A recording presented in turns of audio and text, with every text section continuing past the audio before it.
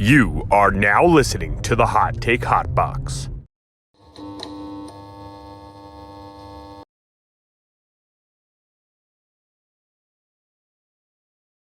Welcome to the Shoulder Strikes MMA Podcast. You are now listening to the Hot Take Hot Box. Welcome to the Shoulder Strikes MMA Podcast. You are now listening to the Hot Take Hot Box. Ladies and gentlemen, welcome back. It is the Shoulder Strikes MMA Podcast, brought to you by the Hot Take Hot Box, fresh off of a UFC 290, where Alexander Volkanovski reasserted his dominance over the featherweight division, which he already had. But, people were starting to, just a little bit of a chatter after he lost a close fight to Islam Makhachev. He goes out and says, listen, mate, we're not playing around. And he puts the beats on Yair Rodriguez. But I'm here with Ty Capone. Ty, how are you feeling? Did you enjoy 290? I assume you did. It seemed like we kind of just in the little discussions beforehand. It was quite one of their best shows of the year.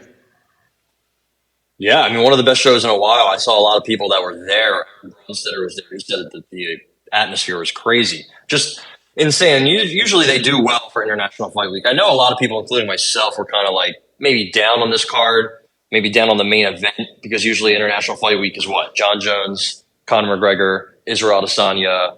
Not that Volk isn't on this level. GSP back in the day, Ronda Rousey. It's usually saved for the pretty much Premier top guy. Yeah.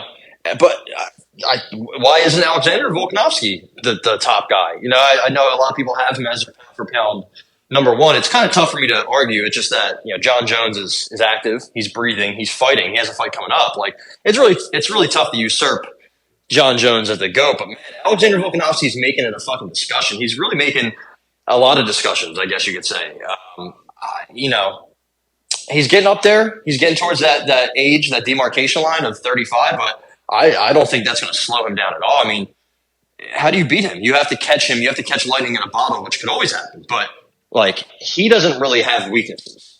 He's starting to train with Craig Jones, and I think already that has already shown clear improvements in his game working with Craig Jones. I mean, the grappling he put on against Yair was special, and he's just getting better and better. Even in his 30s, he might have the best fight IQ ever. I think John's up there. I think Khabib could be up there, but GSP was very smart. But man, it's hard for me to really not put Volk in that category, at that table of best fighters ever. It's getting close.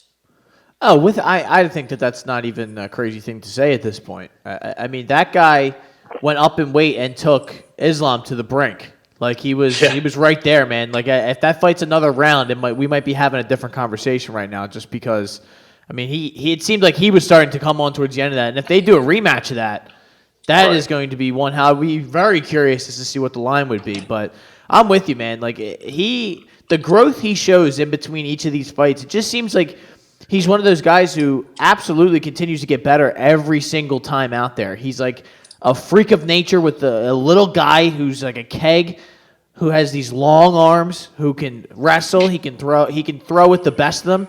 He can outstrike Max Holloway. He can grapple with Islam Makhachev. It's truly a unicorn. That's the best way I can say it. And I think, like you said, when you go through some of those best fighters of all time, those GSPs, those Anderson Silvas, those John Joneses, I think a couple more of these, and there's no doubt. The only thing that's holding him back is resume. It has nothing to do with his skill, because what is he, 6 defenses in, I believe, was the number I saw. I think he's still trying to chase a man like Jose Aldo, and he put a certain amount of numbers in the books for him, featherweight GOAT and everything. But you got to say Volk is right there if he has not surpassed him already. Yeah, I mean, I don't know what else there is to say about Volk, really. I mean, well, we could talk about the fight. We have not talked about the fight yet, which I guess we'll start that. I mean, I guess what really was there to say for the first 2 rounds? Nothing, right? I mean, dude, 7 takedowns for Volk. Is that a career high? It has to be. He got 3 in the first round. Yeah. Yeah, it's easily a career high. It's funny because he hurt Yair in the third and then went to take him down and then just sat on top of him and fucking pounded him out. You know, most times when you hurt somebody and they go for a takedown, you're screaming at your TV, no, don't do that. But this time, it was just so smart. First 2 rounds, again, yeah, he pretty much, won them easily. Third round, Yair, he started to do really well. Honestly, it was easily his best round. And then it just came to a screeching halt. I think Volk is so fucking good at everything. He uses these like quick, he switched stances. He went from orthodox to southpaw in the middle of Yair throwing a kick. And as soon as Yair threw the kick, he was boom, right in his face, hit him with that right, sat him against the, also Yair hit Volk with a huge right to kind of like the top of the forehead. And it didn't matter. Yeah. Volk's been dropped before, and it just nothing phases him really. When he got dropped against Mendes, he didn't look great, and he, a couple seconds later, smoked him and put him out. So I mean, it was always an uphill battle for Yair. I thought he did as best as he could. I mean, his grappling and wrestling is not going to be good. It's never been good, and he kind of invites that because he likes doing damage from the bottom. But yeah, he was doing well in the third. He looked good. I'm sure he trained his best. There's just levels, and there's really nobody on Volk's level. I really want to see Ilya get the next title shot. It seems like Dana said whatever Volk wants to do, they're going to do, whether that be Islam rematch or they get Topuria in there. I think they should do Topuria. I think it could be somebody that that gets Volk up in the morning, and I think he could provide a pretty good test for Volk. I might be the only one here thinking that. I could be a little biased, but Volk's going to have to get a surgery. Was it a shoulder? I believe an arm, something along those lines. But then I heard it was minor. He still might be able to fight. It's right, but anytime you have something like that, I mean, he was wearing a Band-Aid like Nelly this whole camp. He had a cut under his eye. He takes damage. He's getting older. Those things you have to consider those. Yeah. So I think if anything, Ilya Topuria is getting better with every passing day. He might, by the time they fight, if it's middle or end of next year, whenever it is, you got to figure he's going to be much more improved. Maybe Volk minor areas slows down. Maybe, probably not. I think he could be a tough test for him, honestly, with his ground game and his mix, his combo of stand up and ground game. It's something Yair doesn't have. It's something that a lot of guys don't have, but man, Volk has it. So it's really tough to see him ever losing, until he just gets 100% sparked. Now you're going to have to get lucky to beat Volk in this current status. Like you said, if he maybe were to drop off, and I am not trying to forecast that or anything. You never can know. We just talked about Ismagulov last week. We didn't know he was just going to turn into a geriatric senior citizen overnight, and he just couldn't stop a takedown and really just looked slow, and it just, you never really know. So Volk, like you said, he dominated this fight from start to finish. I had a feeling for all of you who have been following this for some time that this fight would kind of play out in the way of that Frankie Edgar fight against Yair Rodriguez, where he just had no answer for the littler guy who could just get inside and take him down and just dominate him. And, it just seemed like another roadblock for Yair, where he ran into someone who just more skilled and was just at a higher level than him at this current moment. So, although I did think that Yair would do more damage from the bottom. I mean, he did cut him open, I believe, at one point, just with a little glancing elbow. But it wasn't really enough to ever deter Volk from taking him down, going into his guard. And, none of those bottom submissions or anything were a huge threat. I do think the headbutt played a little bit of an impact. That was nuts. That was Mark Coleman was crushing smiling when he saw that. Or headbutt, sorry. Yeah, that was very reminiscent of Bobby Green. Who'd he fight? Jared Gordon, yeah. Yeah, that was nasty. And he kind of ate it. Volk has a very large, I'm sure, strong skull. So I can't imagine, taking a skull to the jaw feels good. And it cracked him as he was going in. So it was I couldn't believe nobody saw it at first. Also, can we talk about how just absolutely awful Joe Rogan and DC are together? I know I say it all the time, but holy shit, man, they are so bad. At one point, DC was talking about Jimmy Rivera a story about Jimmy Rivera being a cop, and then he forgot his name. And I'm like, bro, what are we talking? What are we doing here? There's a fight going on that doesn't involve anything. Like, we are so far off the beaten path, and now you can't remember the poor guy's name. And then him and Joe Rogan failing to decipher what a significant strike is. Like, the definition of a significant strike has been out for like 10 years. Like, how do you guys not know? It's any strike landed at distance. Like, Yeah. They are brutal, man. And the one time, DC's like, oh, guillotine. And like, there was no guillotine even in the realm of happening. They're just bad together, man. I somehow, by watching all these fights each week, feel more intelligent than sometimes when they start calling out these submissions, and I'm like, dude, which is insane. Like, I get like he's going for it, but he's not gonna like. They're like, oh, this is dangerous. I'm like, is it that? Like, I don't want to feel like a snob or like I'm not smarter than these guys. These guys have fought and like Joe's been around it forever, whatever. But I'm sometimes just like I don't know. Maybe they get caught up in it. Yes, caught up in the moment, caught up being next to each other. They're very broy with each other. They're probably, maybe a little drunk, maybe a little high, like just a little bit. I'm sure they get into their zone. And I think they want to just be the first one to notice something. They want to be like, oh, guillotine before anybody else sees it. You know what I mean? Yeah, I guess so. But like, there's no way I can convince myself that I know more about the fight game than Daniel Cormier. I mean, this guy wrestled at Oklahoma State, was a phenom. Won belts in different organizations, different weight classes, as an undersized, short, fat guy. Like, he's done it. Yeah, he's done it all.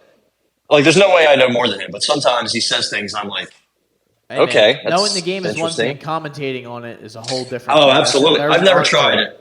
I've never tried commentating, and I'm sure if I did, people would be like, "Yo, this guy sucks." They think the same thing about me. I think that all the time. I'm like, that's why I try not to. But like, I'm with you though on some of those like. They're calling stuff out. You're like, well, like the striking stuff, I kind of stay away from because it's kind of just, I don't know. That's a little bit more difficult to figure out what's going on for me personally. Sure. The grappling, though, it's like, it's like certain submissions. You see enough of them where you're like, oh, that one's like, oh my god, like I don't know how he's getting out of this one. Like, but yeah, for sure. Paul Felder, really wish we had him because sometimes he really just shuts up and watches the fight. But what are you gonna do? Bisping and Dominic Cruz on the desk today or on Saturday. Just talking about everything in between it, and I like that. They like to bro out every once in a while too, but it's more like I'll beat your ass sort of bro out, which is this. Yeah. No, but you got that's pretty much all I have to say about Volk. I mean, he's back to number one, tied for number one in the pound for pound rankings. I believe. I think it's probably fair, right? Yeah. No, I mean, I don't think there's anything wrong with that at all. Yeah, I agree. I him and John 1A, 1B, whatever the hell. And I think that's fair. Ilya Taporia, I believe, what was he?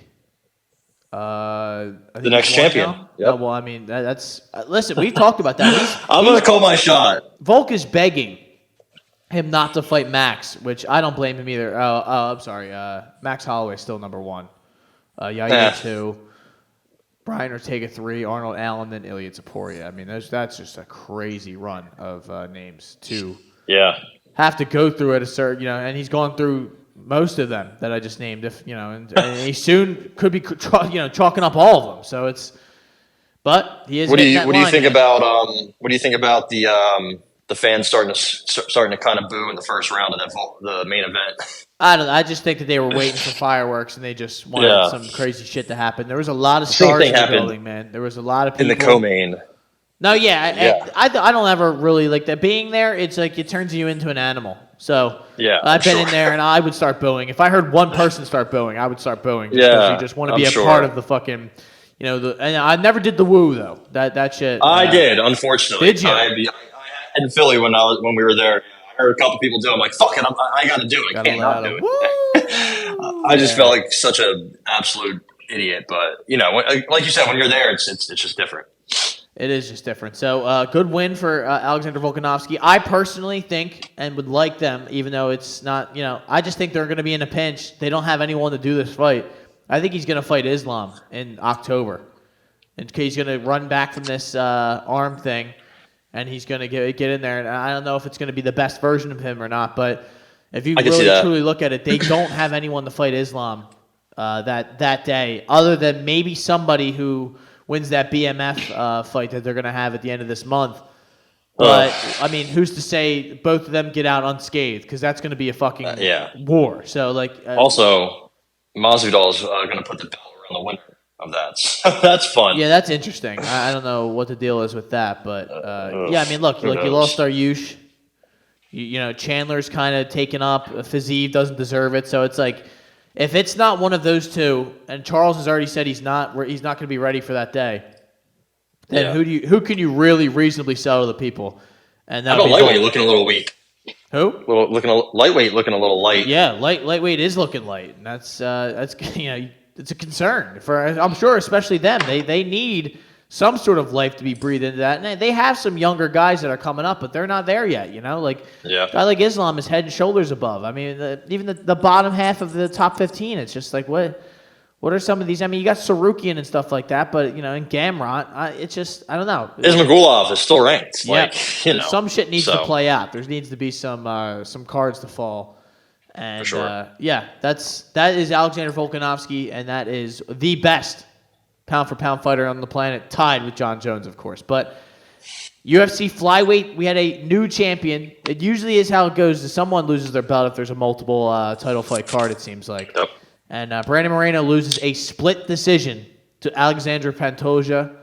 I guess before I go into a whole thing about this, I don't know if I really have a whole thing, but it was a great fight. It was a close fight. I do not think it was a robbery. I thought Moreno won 48-47 just because some of those rounds, I think it was 3 and 5, were kind of split between him dominating the feet and Pantoja taking him down and kind of controlling it on the ground. Yeah. I think that Moreno did a lot more when he had his time as opposed to when Pantoja kind of would just hold him down or kind of backpack and really just get no damage or offense off. And it would kind of just lead to another boring round, but he, it's control. He won. And we kind of talked about this with the Grant Dawson fight recently that I just hate this style of fighting. For sure. Yeah, my dad texted me after the fight. And he said, horrible decision. And I was like, all right. I think sometimes people get carried away with, that you see a fighter who is controlling things, but he's doing it in a boring way. And you kind of, take points away from that fighter because you're not entertained and it's boring and it's stalling or whatever else you're thinking. Your biases kind of take away from the fact that they are controlling, they are winning that moment technically. You know what I mean? Like, and I saw some other people, say, I hate when people say this. It's like, so-and-so didn't do anything. How did they win? Well, how did the other guy win? Yeah, the other guy didn't do anything either. That's the shitty part about it. If fighter A controls fighter B for 4 minutes and 50 seconds of a round, how does fighter B win the round? He can't. He literally cannot when you have no... So the fifth round to me... I guess if I went back and... Well, I did rewatch it today. I went, I think, 1, 3, 5 for Pantoja, and I was going to give 4 to him as well. The judge, I should say, that gave rounds 2, 3, 4, and 5 to Brandon Moreno. Ben Cartlidge, good Lord. I don't know what that was. I don't know how you gave 3, 4, and 5 to Moreno. That's 4 was crazy. I thought 4 or was it? What was the one where he just held him? I thought it was 4, where he held him down for like the whole round. And it was like nothing was going on. I feel like 3 and 5 were like the split rounds where it was like, I might be misremembering, but I know 2 of the rounds were like he was up for maybe 2:30 or 2 minutes of the round or 3 minutes of the round. And then he got taken down and kind of just like, almost submitted or not even really, just kind of like kind of threatening submissions the whole time. And he kind of just got controlled. It was just, I think. Yeah, I'm sorry. No, go ahead. No, you're good. I was gonna say, like, you can't really. Although I thought Moreno won when they were reading the decision, I only watched the fight once, and it was live. Yeah. So, but I thought he won 48-47. I think I named those 3 rounds. I don't know which ones they are. I kind of get them mixed up. But you really can't be upset either way. 2 and 4 for Moreno. I think round 1 was definitely Pantoja. He dropped him, and then round 2, Moreno came out, looked better. Yep. He busted Pantoja up. So after the second round, the commentators it seemed like they were pro Moreno, but Pantoja looked a little tired. He was getting busted up, and then the third round started, and he won that round. I think the striking was very close. He had about 2 minutes of control time, The third round was very close, and the fourth round was pretty close too. I think Moreno took that one, but Pantoja definitely made it interesting with the 3 minutes of control. But I think once they got up with like a minute left, Moreno landed a couple good elbows at the beginning of the fourth round and the end of the fourth round that made me think, okay, it's 2-2 going into the fifth. And if you looked at the live odds, it was 115 going into the fifth. A lot of people had a 2-2, and then I think Pantoja won the fifth. I thought it was kind of even in the striking department. The live totals were 18-18 before Pantoja got his back for 2 minutes and 17 seconds. I'm pretty sure the final 2 minutes and 17 seconds of the fifth. He got a takedown and pretty much controlled him for the end of it. So when you go into how you judge a round, how you score a round, you only factor in grappling if the striking is even. And in my opinion, in the fifth round, up until that takedown, the striking was even. I thought they both landed some jabs. They both landed this. Pantoja was really taking it to him in certain points. The fight, I would say I thought Moreno started to wither away, not wither away, but he gassed. He just wasn't doing enough. He got crazy, tired, man. It seemed like he was accepting what positions, and I think that was the frustrating part of the whole fight. Is you get one version of Moreno who comes out like a savage and takes the fight to whoever he's fighting and just dominates them. And then there's the other, yeah, exactly. And then there's the other version of Moreno who kind of accepts whatever the other guy wants to do. However the fight he wants to play out, he lets it play out. The Figgy one that he lost, it was kind of, I don't know if it was a split, but it was a very close unanimous decision or whatever. It was a close fight. He let that happen, essentially, because in the other times that they fought, he took it to him. He was in the fight. Even the first one where, he didn't. No one really gave him or took him seriously as a credible threat then. And he kind of accepted that fight too. He took the fight to him a little bit, but that second figure eight fight, he came out like an animal, and he just ran through him like he was nothing. The last time he was out there, what was the Figgy fight? Even the Kai Kara France, he kind of accepted a little bit. Then he just decided, all right, now I'm going to take it. I'm going to take him out. I'm bleeding. Here we go. Yeah.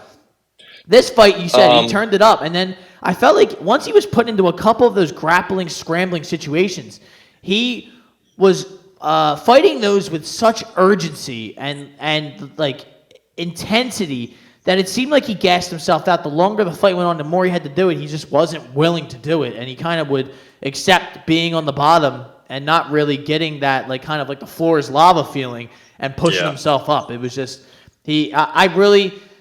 Like I said, I thought Moreno won, but I am not going to sit here and scream robbery or be upset that I lost my decision bet. That's probably why I thought the way I thought. I thought I had the right side of this, and then it didn't go my way. But I can't. I had a sick feeling after that fifth round. Like you said, it was kind of a right down the middle, but you never know how the judges are going to judge these. One week it's they strictly rely on a damage and whatever the guy did offensively, and then in this one he didn't do a crazy amount. He did enough damage, but a lot of it was control, and they rewarded him for those rounds where he did the control, and he really didn't have too much offense, like you said, because it was somewhat even on the feet. So it was a close fight, though. It was awesome. It was awesome, and I think to go back to the main event when the fans were booing, I think they might have started booing once they heard Juliana Pena ringside screaming at the top of her lungs, because I would have started booing too if I would have heard that. But they did start booing a little bit in the co-main in the third and fourth, but there was little mini moments where both guys were kind of just trying to gather themselves, take a deep breath while on the ground. Neither of them were doing anything. And then you'd slowly see, boom, one of them, usually it was Moreno, who would get 3-4 reversals in this fight, which is very impressive against somebody like Pantoja, who's, his Brazilian Jiu-Jitsu is legit. Really legit, and he's got one of the best rear naked chokes in the sport. And for Moreno to just reverse him and sprawl and scramble with him was I was very impressed by that. But I just there's kind of levels to that grappling, to that jiu-jitsu, and I thought Pantoja won, man. If you look at some of the media scores, Jed Mishu, who I like a lot, had this fight 49-45. Pantoja, I don't know where the 10-8 round comes into play. I don't know if that's either. Maybe he just made a misspelling, but I think there was 15 people who had a 49-46 Pantoja, about 10 who had a 48-47 Pantoja, 5 who had it 48-47 Moreno. Doesn't mean much, right? Yeah, it's all over the place. Very close fight, very good fight. I don't know. Brandon Royval wants to run it back. I think he should wait his turn. What do you think about also just a great moment after this fight. Pantoja shouting out his estranged father. Yeah, that was wild. And then that was awesome. And then them showing Gilbert Burns right next to the family of Pantoja, his wife and 4 kids, all of them crying. Yeah, that was all Vera's going nuts. That was fucking crazy. And then, after the fight, he reveals that before the Royval 50K bonus he got, he was Uber Eating. Like, yeah, that's a top flyweight for 5 years in the UFC who had to, be an Uber Eats driver. That gets us to a longer discussion about fighter pay that we just not a good look for your Uncle Dana. No, and anytime something happens like this, you always wonder, like, wow, it's really like Alessandro Pantoja is a household name, always has been. I mean, he beat Moreno 3 times now. I think that's something we would have also talked about if we would have had the pod last week, about fighting somebody again who pretty much has your number. Alex Pereira and Israel Adesanya in their 3rd fight. And just like this one, in their 3rd fight, Pantoja wins, and now he's 3-0 against Moreno. I know one didn't count because it was on the Ultimate Fighter, but just different ways of winning. I know Moreno has made a lot of improvements. The commentary booth was talking about how much he's gotten better. They didn't talk about how much Pantoja's gotten better. He's 33, and he looks, I mean, his jab, when he sticks to it, is fucking awesome. He comes through with this, like, wild looping left, but it's quick, and it hits hard, man. He dropped him with it. Yeah. And just everything. His cardio. I thought I'm pretty sure I tweeted 3rd round, 4th round. I'm like, yeah, I think Pantoja's probably done. And he wasn't. That's when he turned it up. So really impressive performance from Pantoja. I hope they run it back again.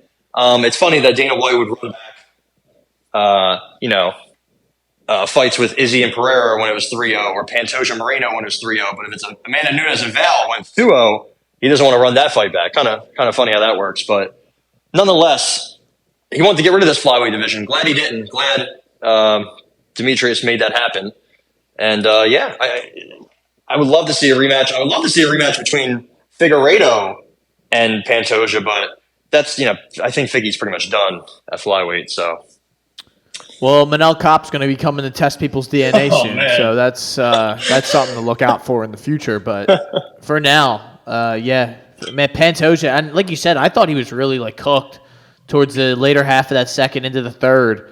And I think if Moreno was able to keep it standing, you would have saw that stamina start to wither away much quicker. But Pantoja was able to get into, grind through that sort of mental block, it seemed like. And he just, once he was able to get him to the ground, he was comfortable and he was able to work, get his win back. And then in the beginning of those rounds, he was able to work on the feet, take him down, man.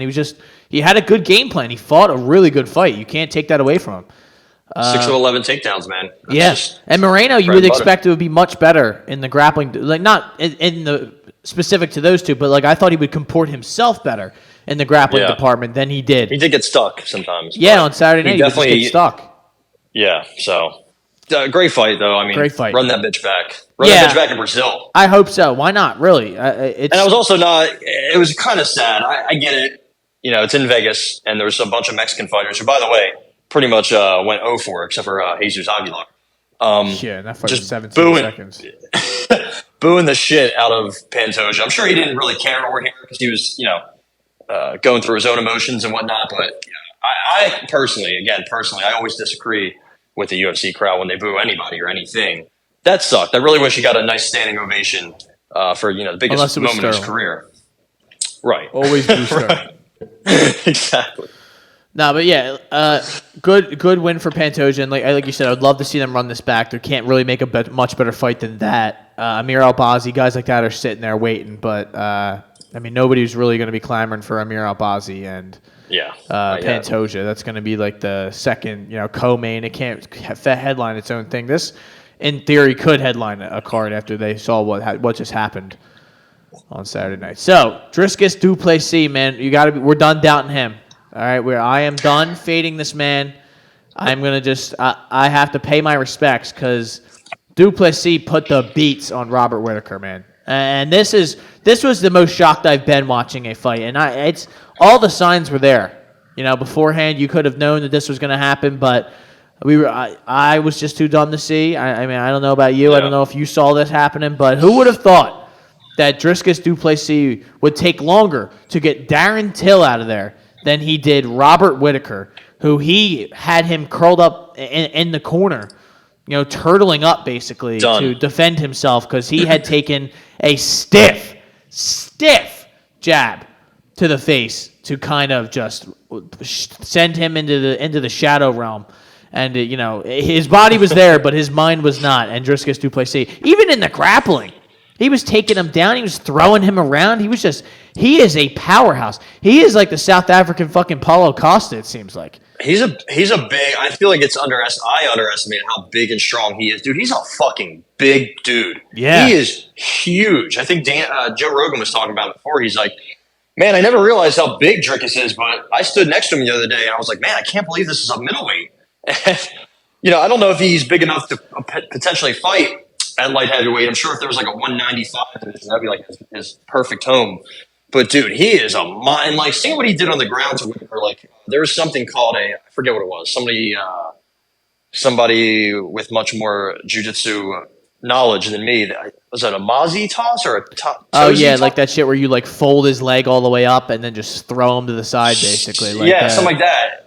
Something that you don't really see that often. Like he's very unorthodox, and I think he makes it seem like he makes people think that he's not very good or a bum or a fraud because of I don't even know, just the way he fights, just his unorthodox style, his relentlessness, sometimes his lack of cardio. But apparently he had this nose procedure which fixed him up. It looked like and yeah, I mean his cardio didn't he looked like he was powering through into that second. Like, usually you see a little bit of, like, I know we only went 7 minutes in this one, but, like, he was just, wherever this fight wanted to happen, he was fine with it. And, I mean, Whitaker did some good stuff, but it was just, like, and I don't even think this is, like, a situation where Whitaker is, like, not the same guy anymore or anything like that. Like, right. I just think he got beat by the better guy, which is the crazier part. Yeah. It's funny because I kept thinking that, Whitaker could get him out of there with a nice head kick. He's done it before to Vettori. He hurt Gastelum. He broke Cannonier's arm with a head kick. He finished Brunson and Jacare back in the day with a head kick. I was like, I think that could be his finishing move. He just couldn't get anything. So Dricus said himself that when he would switch to southpaw, he noticed that he would get closer and closer to Whitaker. And he was, man. At the beginning of the first round, it was Whitaker was doing great. But then he got taken down and he got smashed for a nice 15, 20 seconds. Got elbowed, got cut open. And then once that happened, I was like, man, he don't look like he want to be there anymore. That's what it kind of like was like, whoa. He realized like, oh shit, like this guy is this guy's for real. Second round starts and Dricus is throwing these jabs and he's getting close and close. And then he hits him with a power jab that just folds him down. And it seemed like as soon as it happened, like people had a reaction, but I think people were more stunned than anything to like muster up a reaction or say something. And then he was done. It was done. It was crazy because then he had him against the cage, hit him with a body shot, and then hit him with a nice hook that probably was blocked, but it still, was enough for him to pretty much, again, like you said, sit down against the cage, turtle up, and say, "Yo, I'm good, man. I don't want to be here." I don't know, man. It was definitely eye opening.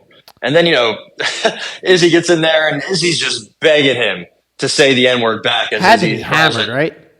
Oh, dude, he was so drunk. He had, because I remember there was a video of him and Kelvin Gastelum embracing and talking. It was that typical bro drunk moment. I fucking love you, bro. Like, you're the man. You're my boy. I fucking, like, we've been there. Yeah. You've been there. When you're with your boys and you're drunk and you're telling your boy how much you fucking love him and he's the fucking man and you're so proud of the man he is today. That's what he was saying to Kelvin Gastelum. It was really cool to see.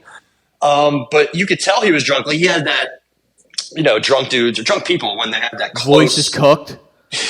You always know when you've been yelling. Yeah, you're hammered. You've been yelling all night. Just not only because you're at an event, but just because you're hammered and your volume just increases throughout the night. And you start, talking close. You start talking right in someone's face. It's like, oh my! He assured Dana White nothing would happen in the ring. Man, I was very surprised nothing happened. Like, I thought, he wanted Dricus to say the N-word. And I was like, man, if Dricus says it and Izzy just hits him, we're going to have a bad situation. I'm glad nothing happened. He was begging him to say it. And that's what we're like, yo, what is going on here? Like, I was like, Dricus, please don't say it, man. Yeah, don't say it. I know you probably want to. Really. He did have a good line, though. Like, he was like, that we all African, but you're no brother of mine. I was like, oh, yeah, that was good. That was good. They're gonna be playing that on the fucking promo thing over and over again. I think we have a competent fight now between the two. Like before, I was like, you know what, he's gonna smoke him. I still think he might. However, what happens when they start grappling? I think he's in for some trouble. I mean, when he fought Jan Blachowicz, I know Jan's a big dude at 205. But, like, I don't think he's as technically sound as a wrestler or grappler than Dricus. I actually know he isn't, for a fact. I think Dricus, he's pretty much out-grappled Till, Brunson, everybody he's fought. Now Whitaker. Who's to say he can't out-grapple Israel Adesanya? I think he could. I think he could make it. If he has Izzy where he wants, like if he gets Izzy's back or he gets a full mount, like that's going to be bad news, man. He's a big, strong dude. And I think Izzy's still getting better, in his game in general. But that could be tough, man. I would love to see what the line's going to be on that. I'm sure they're going to put that in. It would actually be cool if they went to South Africa for like that kind of that fight headlining their first card there.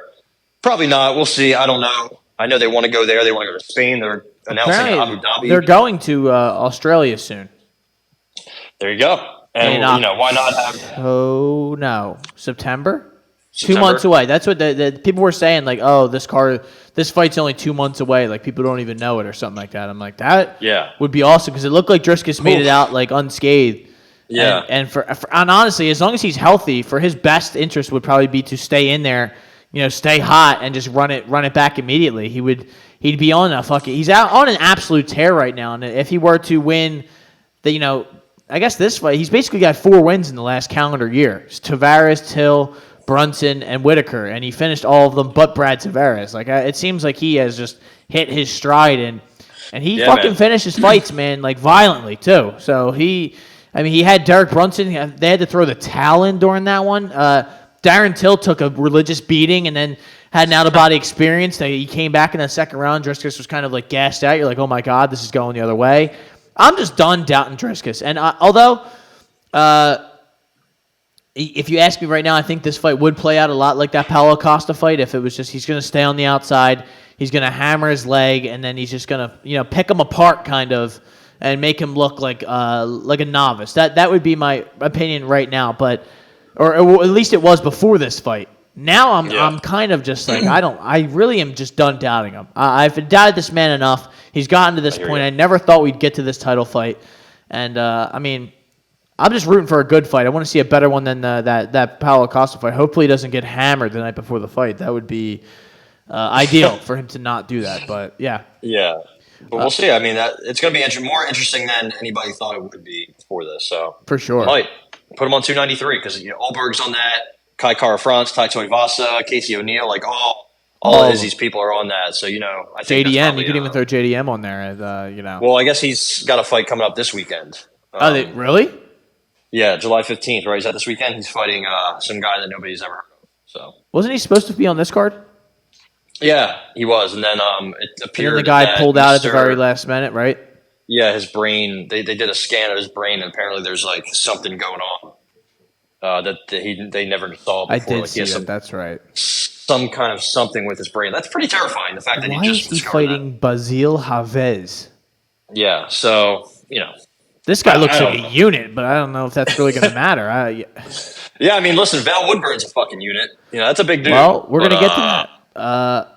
How about I had this in my private life, but once I see you on the scale and you kind of look dead, man, it's it's a big concern. But Dan Hooker, split decision victory over Jalen Turner. And this was a weird, interesting. I don't think it was that. I think that's a stupid card. What were the cards on this? I know you usually have. So here you go. This is the good one, right? So everybody had the first and third for Dan Hooker, which is seemed fair. Easy.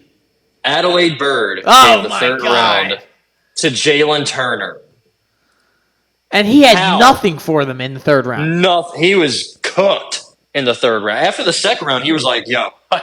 He looked like he was ready to call it quits.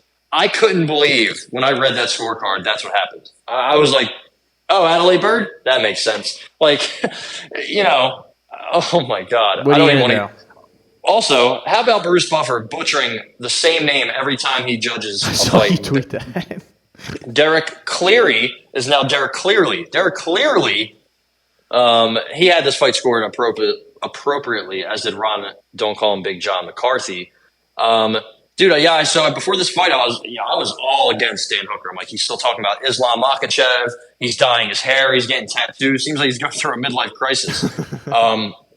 And he got rocked right in the first round. Yeah, he was getting rocked by Jalen Turner. And he got literally just cracked with a foot slap that broke his orbital. Man. Like that was nasty, and he broke his arm. Like it was. Yep. He's left the octagon, the cage, the arena on a stretcher like 5 fights in a row. Very, very concerning going forward. But man, as long as he's around, he's here for a good time, not a long time. Turner coming in this fight was 4-0 against Oceanic fighters. That's something I thought was going to continue. I didn't think he was going to eat the shots that Turner was throwing at him, but he did miss weight. Like you said, he's been training with Chimaev recently, but I really think that weight cut just kills him. And, training with Chimaev, you're going to miss weight. You're going to miss weight when you train with Chimaev. Yeah, he is too big, but he's also chinny. He's also defensively inept. I thought coming into this fight that they had some of the similar strengths and weaknesses as each other, which, probably should have led me to maybe take a shot on Dan Hooker, but I did not. And I think the demise of Dan Hooker was greatly exaggerated, especially by me. He's won 2 in a row, finished one of them, and the other one, this Turner fight was awesome. So, I mean, he's only losing to Poirier, Chandler, Makhachev, and the Arnold Allen fight. I think he might even beat Arnold Allen if they ran it back. Who knows? But, yeah, he's not done yet. He is not done yet. He's only 33, but he always really fun watching him fight, though, man. It really is. Oh, yeah. He always brings it. Absolutely. So, good win for him in a pretty good fight that went, back and forth. So, yeah. How about Bo Nickel, ladies and gentlemen, taking out Val Woodburn. Val, the animal Woodburn, baby. It's a big dude. Yeah, and this fight, 38 seconds. He cleaned them up on the feet. He was Bo's hands looked crisp. He was catching them on the end of these punches. I had the first round sub. I took TKO last time. I wanted to take it this time, but I figured this enormous monster, he was just going to take him down and sub him. That's what my thought was going into it, but he really didn't even have to get there. You could tell he kind of respected the distance element of it, where he didn't want to get too close to this guy, but he was tagging him up from the outside. Bo just continues to show why he's the number one prospect or whatever whatever you want to call him. He is that, it seems. And until he gets a true test, it's really just going to kind of be a lot of these. Yeah, if you were on Bo by TKO, I think you had a nice plus 200-ish number because I believe it was 240 or it might have been. It's between 240 and 270 because I had it as well on something else. But right, what would have stopped Val Woodburn from stopping it? What would have helped? What would have stopped Bo Nickel from getting a takedown and a quick sub? Literally nothing. But yeah, it turns out his mom has been a boxing coach for her whole life, so I didn't know that. He has pretty good hands. I think there's gonna be some time where he gets. I want to see how he reacts to getting hit or being in a nice boxing exchange for a prolonged period of time. But dude, or pushed back. He's never been pushed back. It seems he gets it. He's one of those guys that truly gets it. He's having fun. He's locked in. You look at him in his spare time. He's fishing. He's got a nice circle of people around him. It seems like he just gets it. He said, listen, I know my strengths. I know my weaknesses. I'm just going to go in there and get the fucking job done and not play around. And that's exactly what he does. He shows up and he is just locked in. I think this is a legit guy. I know there's obviously a lot of hype on him, and me saying that Bo Nickel is legit is not any groundbreaking news. 27 years old. He's a big boy. He's got nice reach. He's going to keep getting better, right? I don't know, man. I think they're going to slow play him, kind of like how they did Cain Velasquez in the beginning of his career. But there's nothing wrong with that. By the time he's 29, 30, that's 2-3 years. He's going to have a couple more fights, and he's probably going to look like an absolute killer who's ready for a top 5, top 10 fighter. And at middleweight, you can kind of fast track. I know they're going to slow play him, but once he gets there, once he arrives, look at Drickus. He made a quick ascension to the top, to the title picture. I think he could do the same thing. Why couldn't he? This most hyped prospect ever, probably. So seems like it. nothing else to say about this fight, but just going forward, I'm all in. I'm completely sold. And if he takes a loss along the way, there's really nothing wrong with that. I mean, he's here. He's here and he's ready. But the thing is about that is I don't know who's going to beat him in the current state. So it's as he goes up amongst these rankings, he might get matched up with someone when we're like, whoa, like that's interesting. Trayshawn Gore. Like but he's shown he continues to get better each time. Like he obviously is still new to the game and he's a superior athlete. He's one of the best wrestlers in the history of the NCAA. So he's got the goods, man. The sky is the limit. You can't say anything about the sky is the ceiling. The roof is the roof is the ceiling. Never forget that. Shout out to MJ. How about Robbie Lawler, dude? Going out on top. This was two of our big hits of the night was Robbie Lawler money line, which it's insane that this wasn't closer to even money. I did not understand it at all, but I guess they're just basing it off of Robbie Lawler's recent outings and him being old. But Nico Price may not be old in age; he is old in soul. It seems. It has not looked good of recent, and the Brian Barberena fight was not good, but Nico Price is not Brian Barberena, and vice versa. So no, different style. I mean, he's just awesome like to see them play that package after the fight. Show that was awesome. All of his highlights. He's crying because he's a guy who really you would never think shows any emotion of any sort. But Robbie Lawler has always been a guy since I started watching. I kind of came in. On a consistent basis towards the tail end of his title run. Not really. He didn't have a long title run, but I was in there around the 2016, and just watching him, even though it was a lot of losses along the way, it was always just exciting to watch him get in there, and you always felt that sort of nervousness because he's a guy who just can shut a guy's lights off, end a fight. Ruthless Robbie Lawler is truly the perfect nickname for him, and Nico Price got that button touched on the top of his head, and they had to wake him up. Yeah, I thought initially, like when he hit him with that uppercut, I was like, "Damn, he folded that." I know it was a big uppercut, and the power is the last thing to go. But damn, he folded from that uppercut. Turns out there was another left that went to pretty much the temple. Yeah, I think the uppercut would have sent him down, but the left to the temple turned the lights pretty much off. shut him off. Beautiful collar tie in the clinch and just boom, boom, bop, and just put him out. I mean, that was his first round knockout in 10 years since he knocked out Josh Koscheck in his return to the UFC. Remember, he got cut. Yep. Or I guess he got cut when he lost to Evan Tanner. I think that was a big moment in his career. He lost to Evan Tanner. He went to like King of the Cage, IFL.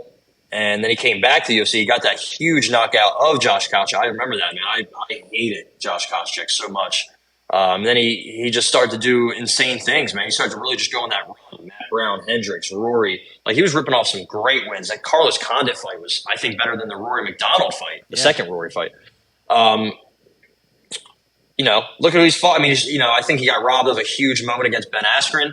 But still, like that package they had for him after the fight, man. He's somebody, like you said, very stoic, doesn't get emotional ever, and he starts, his lips quivering. He's trying to hold back tears. I was trying to hold back tears. Just a perfect moment. UFC doesn't. I mean, compare it to some other guys like Shogun. The way Shogun went out, it was just sad. I mean, do you remember when Anderson Silva lost to Uriah Hall in the Apex and he retired? That was just like so just dull and sad. Just so sad. Anderson Silva, of all people, going out without any kind of farewell, and he got knocked out, and then he started boxing after. But for Robbie to go out this way, just absolutely chef's kiss, perfect moment. The crowd was going crazy from his entrance. Also, he came out to the Last of Mohicans, that theme song. Just from beginning to end, it was the perfect encapsulation of his career. And we don't see it often. Sometimes our heroes go out, getting put stiff like Nico Price, but to see him, goes out with a walk-off KO. I mean, what better way to go out? Well, if your hero is Nico Price, you have big issues other than him getting put out. But no, I'm with you though. Like we see all too often in this game where people just get put out the pasture, and it is an ugly situation where they're having to wake the guy up and then say, "Hey, man, how was your career?" And he's like, "What? Yeah. What do you mean?" It's not over yet. I still have to fight. They're like, dude, here's a package of you getting cleaned out. This will be played on every highlight reel for this kid coming up for years to come. So it's just good to see Robbie Lawler. He deserves this kind of send-off, and I hope he does stay retired. Yeah, who's ever said a bad word about Robbie Lawler besides Colby Covington? Yeah, and nobody. He said plenty of bad words about people, so it's all part of the game. Tatsuro Tiara went in there and unanimously decisioned Edgar what's his name? Chairez. That's just you would expect Chavez, but it was not. Yeah, slide an eye in there. He kind of Tiara really couldn't get a lot of those submissions and the positions that he wanted to in this fight. I don't know. This is kind of a dull domination, I would say. Not really much to say other than he was just way better than this guy. Yeah, second round probably 10-8, but that third round, dude, he lost the third round. And also, man, I kind of like this Chairez guy. I heard some people talk about him coming into the fight that he's decent, but he's not going to win. But he's pretty decent. I'd like to see him fight again. He kept jumping guillotine. I don't know why he kept doing that. But also in the third round, at the end of the fight, he had that tight. I thought, the commentators, they were like, oh, he's got a guillotine. I'm like, yeah, he's not going to guillotine Tyra at the end of the fight. And then he jumped, he turned into a mounted guillotine. I was like, oh, fuck. Like, that's in. And Tyra's face was, he was not comfortable, but then the bell rang and the fight was over. I was kind of nervous. I was like, whoa, like, minus 900 favorite, coming close to being tapped out or submitted or put to sleep. There was 15 more seconds. Who knows? Herb Dean really had a tough fight during this one. I mean, Chairez had his toes in the cage, and he kept telling him to get him out. And then he didn't get him out. And then he told him to get his toes out of the cage, and he didn't. He didn't take him out. And then he stopped telling him to take him out. He just was like, oh, okay. He gave up. Yeah, like. I was like, bro, what? Like, letting the inmates run the asylum over there, Herb. Come on. If that's Chris Tognoni, he's going to fucking rip your toes out of the cage. No nonsense. Keith would have had that shit done. Yeah, he would have chopped them off prison break style. And then Tatsuro Taira at the end of the first is throwing these 12-6 elbows. And Herb Dean's like, don't throw 12-6. And then he's like, oh, no, you're good. But he kept throwing them. And I was like, wait, what? Like, what is going on? You're struggling here, Herb. Like, he doesn't speak English, So, I don't know. I thought that was kind of funny. Also, Bruce Buffer hugging Robbie Lawler. I forgot to mention that. I thought that was kind of – you never see that happen. Yeah. Right? I mean, that was kind of – that was awesome. Only certain people get that privilege. Yeah, for sure. But, yeah, this nothing really great here. I do like Tyra, but I think his time's going to come, man. He fights somebody that stuffs those takedowns and can kind of take him into a deep fight where he has to really dig deep. It's going to be tough, man. It's going to be really tough, but he definitely has the goods, I would say. I mean, how old is he? He's like 22, 23, so, he's got time to figure it out, I think. This is just a nice, tough test in the third, but need to see more. I agree. Just a little bit more on the feet. I mean, he throws kicks, but that's like it, man. Denise Gomes, with a huge upset, takes out Yasmin Jauregui, who... what can you say about a 20-second fight where Jauregui just got absolutely cracked and just put up against the fence, and then Denise let it go, and that was it, man. Thanks for coming. Yeah, I mean, no one this saw is my this most coming. Confident spot of the fight. I was like, man, Denise Gomes was out here getting taken to school by Luma Luke Bunami. Yasmin Jauregui is going to step in here and fucking smoke her. In my pre-fight write-up, what did I say? Pretty much said Jauregui's better everywhere, but she does get hit a lot and hurt a few times in her career. And boom, dude, the first shot right on the jaw, the second shot right on the jaw, and then the third shot right on the jaw. The first three punches were all big rights that landed right on the button. You're not going to win fights if that's how you start a fight. Like, you got to keep your hands up. You got to be able to. I mean, I don't know. That was just, it happened so quickly. Like, what else are you going to say? And then, Denise Gomez held her up with her right hand against the cage and was hammering her with the left hand. And her head was like bopping with the punches. It was, I barely got back in the room after, I was grabbing another beverage. I came back in and I was like, what? And they're like, oh! I'm like, wait, what's happening? And I had to, this one didn't take long to go back and rewatch, so I went back and I was like, "Oh, okay, yeah, that's that we really never were in this one." And this pretty much did this start the underdog run? No, I think Menefield started the underdog run. Menefield, Gomez, Gomes, Lawler, and then eventually Hooker, Drickus, and Pantoja. So this was crazy. There's 4 fights that went under 40 seconds on one card. You don't see that often. No. And this was probably I think the biggest shock factor because it's a women's fight. Yasmin's an undefeated people were talking about her as one of the most hyped prospects coming out of Mexico ever, is what some Mexican people that train with her, that live down there, said. And I was like, oh, yeah, I'm all in, man. Her boxing looks great. Her debut was great. But then she got dropped by Estela Nunes in the next fight.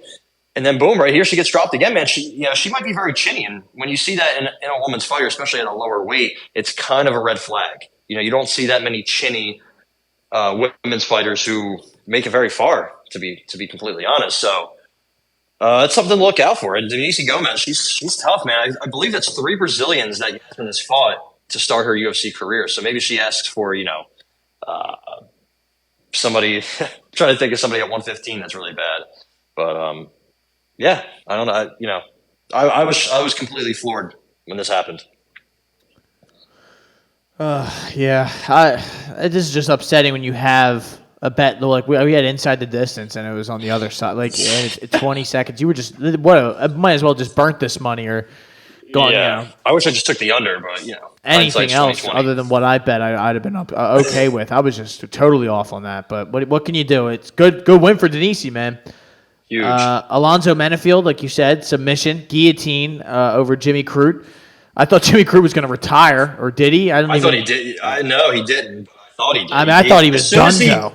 As soon as he first off, quick tap. Yeah. Second off, I guess there was pressure from his. I mean, Alonzo's a big motherfucker, so I'm sure the pressure was not fun. But I mean, I don't think it was the most secure guillotine choke. It's also very hard to submit somebody with that. As soon as he gets up, he just takes his gloves off. He looked like me when I played Little League. After the game's over, I'm like, I'm taking my belt off. I'm taking my cleats off. I'm taking my hat off. And my dad's like, what the fuck are you doing? Yeah, you have to shake hands, you weirdo. I was like, damn, man, Jimmy Crute is just done. And like, he might be, which is so crazy because we're both older than him. Yeah, we're both older than him. Like, I don't know, man. He takes some damage. He takes some punishment. Like, not very good. It doesn't have to. Man. It doesn't have to be. It doesn't have to be like what's my guy's name that lost to Sean O'Malley that wouldn't die? Huh? Chris Matinho. Oh, it's yeah. not like that, but he just absorbs big shots from big dudes, and like, I don't know, man. Doesn't take them well either. Sometimes, I mean, I think he might be done. It's really sad to say. I mean, he's got talent. He's really young, but I thought he might have even won the first Alonzo fight. I know he has moments where he looked like he was done, but I don't know, man. I just don't like what I see from him ever. The way it's not a good style. He had no answer for anything in this one. Nothing. The fact that he got submitted by Alonzo, I don't know what the odds were on Alonzo by sub, but I'm sure they were pretty high. Yeah, I mean, Alonzo getting trained by Pat Barry, really elevating stock. There you go. Good win for him. Jimmy Crute, not to be mean, this still will sound mean when it comes out, but I could care less whether we see him fight again. Yeah, he needs to take some time off. He needs to take some time off for sure, just get better, and maybe work on his defense. No, I'm serious, because he just takes bombs. And now he's at 205, so there's not really a lot of room for error when you get hit. You're going to get hurt, and especially as hard as he gets hit, it seems like on a consistent basis. And he doesn't really have a way to get these guys out of here consistently, especially now that he's getting up to these upper levels of this 205 division. He's not fighting the Sam Alves and Modestas Bukaki in there again. This is 3 straight losses. Although the Anthony Smith fight was a little fluke-ish, but Jamal Hill and Alonzo Menefield, that's. And these are violent finishes. So remember Serkinov? I don't know if Serkinov was fully cooked, but Peruvian necktied. I'm like, getting Peruvian necktied and then getting guillotined by Menefields. He has a lot of quit in him. Yeah. Pairing that with how easily and how often a lot of holes. He gets hit. Yeah, it's all the holes getting filled. All right, Vitor Petrino. Got in there. This guy looks like a monster at 205, just physically. Terrifying. Yeah, he looks like scary. He looks like a fucking hybrid of Alex Pereira, or like a clone like of a him. Pereira, Paulo, Gelton Almeida hybrid. Yeah, and he's just throwing this dude around. He's throwing bombs Didn't at him. get He's tired. taking him down. Did not get tired. Like I mean, we kind of talked about. We thought he would. Remember the Pleasure Man fight? Yeah. Like that was kind of like, I think I might have even. Did I bet on the Pleasure Man? I don't think I did. I bet on the Pleasure Man? I don't know. You may have. I never will again, that's for sure. But yeah, I mean, he's so young in his career. He's 25. He only has 7 fights now. Vitor Petrino Malakis Salvo. I love when Brazilians have just insane names. Prochnio, Petrino by sub. That's another number that probably would have been very high. I think there's a lot of numbers, a lot of outcomes on this card. Even looking at this, like I think people thought Petrino would finish him, but not with an arm triangle in the 3rd round. Like, that was very surprising. I think as soon as Prochnio really felt his power, he was like, "Whoa!" Like I'm up against it here, and it wasn't really that much of a fight. No, it was just kind of like, what is he going to finish this or not? And he was able to sneak that finish away for us. For the record, you did have the Pleasure Man that day, inside the distance as well. So I had a TKO bet for Petrino, and that did not hit either. So 4 we were takedowns. both losers that day. Yeah, no, this was Prochnio really just doesn't provide any. He's like just I don't even know, generic UFC fighter. Like if you're coming into the UFC, you need to make your your bones and want to get your feet wet. Fight Marcin Prochnio at 205. Yeah, you'll be fine. How about Cameron Simon taking out Alaska's own Terrence Mitchell? Another, hey man, if you listen to the end of the pod last week, we talked about that. He's from Anchorage, Alaska, man. That is an easy fade every time these guys get in there. I don't care who they're fighting, pretty much. If the other guy has a UFC fight under his belt, you should be, absolutely fade the guy from Alaska. And Simon got him out of there, ground and pound. Thanks for coming. Yeah, we have another opportunity to do that this weekend, I believe. Actually, I don't see him on the card Disgusting anymore. card coming up this weekend. I'm not going to waste any time this week. I guess he's not on this card. He might be on 291. Uros Medic. He is a Alaskan legend. So I think we have another opportunity to fade him. He's also Serbian. It's another fade. Yeah. Right there. I don't take him as a complete Alaskan. This guy this past weekend, he literally was like born and lived in Alaska. Yeah. Fought in Alaskan championships over and over again. It's just... Yeah. He got a takedown, and he had a little bit of control. I was like, okay, he looked okay for a little bit, but I mean, Cameron Simon's out here kissing his trainer on the mouth. You cannot beat a South African fighter. They're pretty much kill or be killed. I actually like Cameron Simon a lot. Yeah. I mean, he's oh my God, he was born in 2000. Yeah, it's crazy to think of. So, I mean, he's got a pretty good future ahead of him at bantamweight. Just another young and up and comer who's ready to bang. So let's get him in there. Jesus Aguilar, brother. How about that? With what was just a flatlining of Shannon Ross, and he didn't even follow up the shots after he was on top of him. Just looking at him like, oh my God, wow! I can't believe I did this. I just shut this guy off. I may have killed this guy. Shannon Ross is a fade monster. I hope he stays in the UFC. Please, one more fight. One more for the boys to just cash in on Aguilar. I wish I would have taken the TKO. I didn't know this is how this was going to play out. Just took the money line like a boss. First KO ever. There you go. So I probably wouldn't have done that. I probably would have taken sub and been all mad at myself. But hey, man, great win for Aguilar. Absolute highlight reel. This is another one where you thought I was going to make it to my buddy's house in time. Missed it live. Came in. The guy, they were waking him up. I'm like, wait, what happened? I'm like, all right, I won, but what happened? And they showed a replay. I'm like, oh boy. That was bad. That was a really stiffening. One. Yep. I mean, Timber. Bounce off the that canvas. Was a kind of knockout. He's standing over him, looking at what he just did to somebody. Be like, did I just do that? And it looked like you want to pick him up and revive him. Help him. Yeah, he's like, oh my God, crazy. Are you okay? Jason Hurd, I was like, get the fuck out of here! Don't touch him. Like, all right, relax, bro. But all right, bro. That was just sad. How about the final fight? That we're going to talk about. The first fight everyone saw, which was Esteban Ribovics. Getting a unanimous decision victory over Kumula Kirk. Do you have any thoughts on this? I mean, it didn't go my way. Our way, I think. I believe you had insinuations as well. Just didn't really have anything to say other than that. Yeah, I mean, he stuffed a lot of takedowns from Kirk. Kirk did get some control time, but it wasn't enough to do anything. El Gringo, Esteban Ribovics. I like him a lot. I think he starts. I think he's good. I like his hands. His cardio is a question. Or no, yeah, it's a bit of a question, but I think it's, I think he's also pretty young, if I remember correctly. Yeah, he's 27. El Gringo. We might have another, pretty good Argentinian. I like him at 155. We'll see what he does next. Cam Kirk was moving up. I know he had a 6-inch reach advantage, but he was moving up, and just not really a great style for Mr. Ribovic. So we'll see if Ribovic gets matched up with a striker or a more impact wrestler. We'll see, but good win for him. Moreno and Pantoja get 50,000.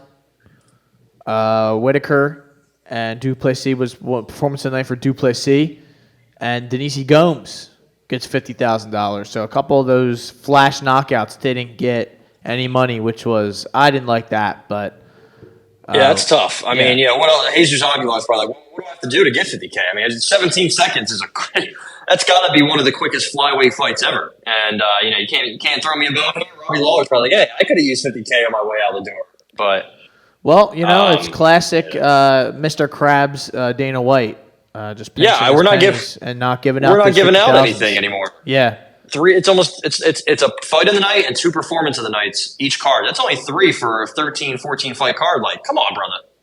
Yeah, especially when it's a big card like this, I think you can go into the pockets a little bit after you love to tell us how many records you break every time and all that. So all the records, there's like how many ads are in the ring. Corona on one corner. You can't tell me you don't have the money to give out these 50,000s. The fighter pays one thing, but these fucking bonuses you could give them out after these guys have just laid their life on the line for For I don't want to hear it. Yeah, exactly. So that was UFC 290. That was the weekend pretty much. That was the main thing that happened. Do you have anything else you want to talk about other than, you got a Francis Ngannou and Tyson Fury fighting in Saudi Arabia in October? I really don't care about that, to be honest. Yeah, that's happening. It's funny that we still don't know. There's still some details we don't know about it. It's fully announced, but we don't know. Is it for the belt? Is it not? I really think the WC is going to create a belt here. They have to. They always do. They like making shit up because they're a bunch of corrupt fucks. But also, going to Abu Dhabi. Good for Francis, honestly. He's got. How much do you think he's going to get for this? Let's say $25 million at least. Gotta be something crazy. They're going to fork over this money because he's going to get beat up. Yeah, it's going to be interesting. It's going to be interesting. I would love to see him floor Tyson Fury. I mean, Tyson Fury is going to make him look small, and that doesn't happen. So, it depends what shape Tyson Fury's in. If he comes in looking fat, dude, and he's a little slower, I can't imagine he's going to be able to eat. I know he ate Deontay Wilder's biggest and best shots, but I have a weird suspicion that if Francis catches him clean, he might put him out. For sure. Maybe I'm a little, naive in thinking that because it's Tyson Fury, but I don't know. Who knows? That's why I think people are going to tune in. That's why listen, this is the fight he was angling for this whole time. He got UFC wasn't paying him no, we're done. Signs with PFL, gets a seat at the table, gets a cut of the ownership, but he's not going to fight until next year. So he's kind of in limbo. Yeah. Boom, you get this fight. This is exactly what he wanted, exactly what he needs. And I'm sure after this, he doesn't really have to worry about money ever again. Honestly, this is pretty much a career-defining fight for him, a legacy fight, if you will. I'm happy for him. I don't really care because I'd rather see the boxers fight the boxers and the MMA guys fight the MMA guys. But, if you're going to say, hey, we got Maurice Green and Francis Ngannou, I'll definitely prefer this Tyson Fury match. Yeah, over that. Yeah, that is it goes without saying. It's I don't care for these for the most part, but this one is a little bit intriguing. I just have to see what kind of bullshit rules they're saying it's going to be boxing and everything, and then it's just is it professional? I don't know. If it's professional, then why aren't the belts on the line? I don't know. I don't want some bull. If Francis wins, I think he should get all the belts. As crazy as that is, but that's kind of what you get when you want to fight a guy like this. For the money and, when Floyd and Conor were fighting, although Floyd had been retired, didn't really have any of the belts necessarily, it was still for, his undefeated number and everything. Yeah. That. There was still some shit on the line. Counted. Yeah, exactly. It counted. Absolutely. It was a professional fight. So that's what I think they got to do with this one at least. So who knows when we get the live poster or the live official announcement, it could be something. We'll be 6 rounds. 10-minute rounds each. What? Whoa. Yeah, you're like, what?